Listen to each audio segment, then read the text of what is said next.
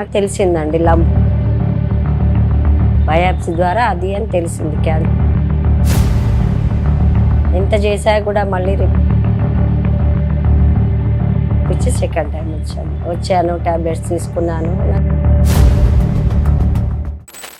నా పేరు స్వరూపరాణి అండి.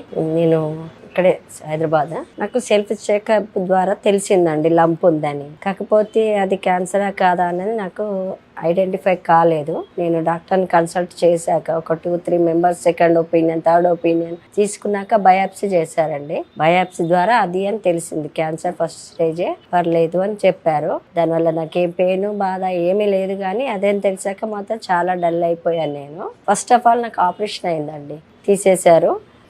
ట్రీట్మెంట్ స్టార్ట్ అంటే కీమోస్ ఇచ్చారండి. చాలా వరకు 20 వరకు కీమోస్ అయ్యాయి, రేడియేషన్స్ అయ్యాయి. రేడియేషన్స్ వల్ల చాలా వీక్ అయ్యాను నేను. అప్పుడు అనిపించింది ఇంకేదన్నా ట్రీట్మెంట్ ఉంటే బాగుండు అని. ఎంత చేశా కూడా మళ్ళీ రిపీట్ అయింది నాకు. దానివల్ల నాకు కాస్త ఇంకేదన్నా ఆప్షన్ ఉంటే బాగుండు అనిపించి వీడియోస్ చూడడం మొదలు పెట్టాను. దాంట్లో బాగైన వాళ్ళ ఇంటర్వ్యూస్ అవి ఇవి చాలా వరకు చూశాక వచ్చేసానండి. అంతే, వచ్చాను, టాబ్లెట్స్ తీసుకున్నాను, నాకు బాగానే ఉంది.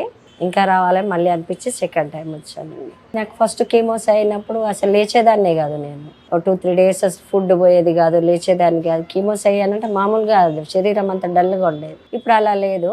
బాడీలో ఏదో ఎనర్జీ ఉన్నట్టుగా ఉంటుంది. లేచి అన్ని పనులు చేసుకుంటున్నాను. మామూలుగా ఒకప్పుడు ఎలా ఉండేదాన్నో అలాగే ఉన్నాను. నాకు చాలా నమ్మకం అనిపించింది. అందువల్లే రావడం జరుగుతుంది మళ్ళీ మళ్ళీ. ఇప్పటికి కూడా నేను ఇంకా కంటిన్యూ అవుతున్నాయండి కీమోస్ కానీ ఏదైనా.